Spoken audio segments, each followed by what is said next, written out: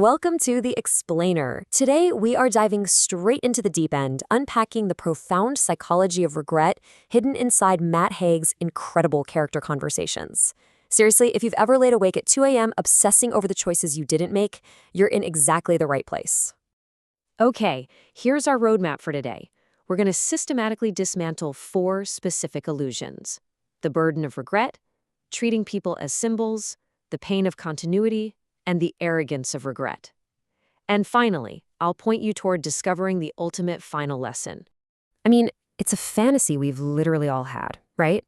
Wondering if just one different choice, a different job, a different partner, moving to a different city would have miraculously fixed everything.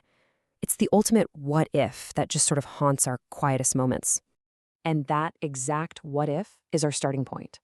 Nora is absolutely convinced her life is ruined by bad decisions, so she steps into this magical library to find the perfect alternative. She's got shelves upon shelves of roads not taken. But as she starts exploring these lives, the question of which life is best gets incredibly complicated. So let's jump right into Section 1, the burden of regret. Which regrets were actually yours? We start with Nora confronting her brother, Joe, exploring that heavy, universal burden of self-blame. The librarian, Mrs. Elm, draws an absolutely brilliant line in the sand here.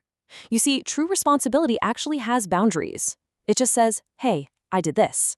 But regret falsely assumes infinite control. It says, I know everything that followed, and I ruined the whole shebang. Man, this line from Joe is just devastating, isn't it? It completely exposes Nora's core cognitive distortion. By making herself the ultimate failure at the center of everyone else's life, her brothers, her fathers, she's secretly claiming to be all-powerful.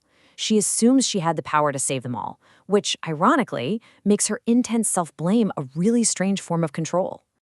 Moving right along to Section 2, people as symbols. Did you love the person or the life they represented? Nora faces her ex-fiancé Dan, her best friend Izzy, and her alternate life husband Ash to dismantle this next major illusion. Here is where things get super interesting. Nora didn't just miss these people, she totally romanticized them into architectural life paths to escape her own reality. Dan wasn't just Dan, he was the symbol of rural stability. Izzy wasn't just a friend, she was the symbol of pure freedom. Dan literally says she turned him into architecture. Ouch, right? But it hits the nail on the head. When we obsess over what-ifs, we actually strip real people of their humanity. We reduce them to mere symbols of our own desires. We aren't missing the flawed, complex person. We're just missing the life we think they would have guaranteed us. That brings us to Section 3, the pain of continuity. If Molly was real, why couldn't you stay? This is really the emotional core of our whole explainer today. Nora's heartbreaking encounter with her alternate reality daughter, Molly.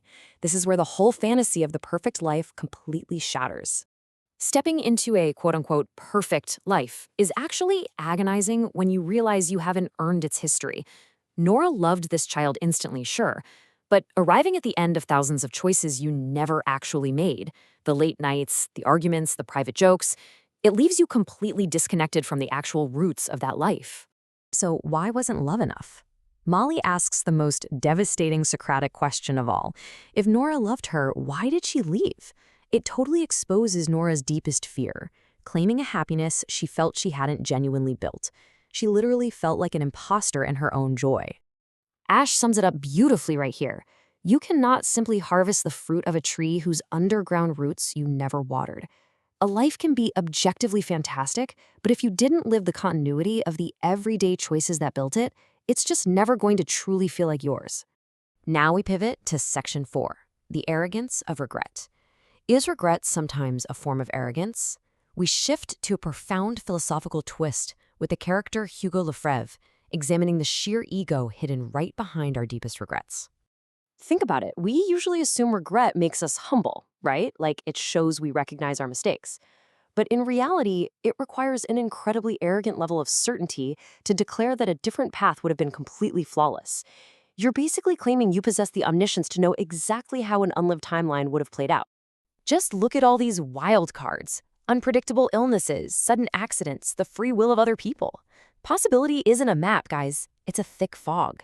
To say a different choice would have been perfect completely ignores all of these variables.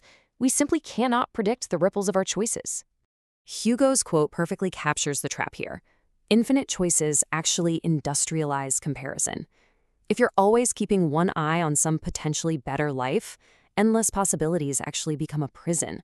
They keep you from committing to anything simply because you're terrified that closing one door means losing out on the perfect outcome. And that brings us to Section 5, Discover the Final Lesson, the Ultimate Unanswered Question. Right as the library begins to collapse and Nora's forced to face the blank book of her actual future, we hit a massive, unresolved crossroads. What happens if you can literally live every single life? Would any of them still matter?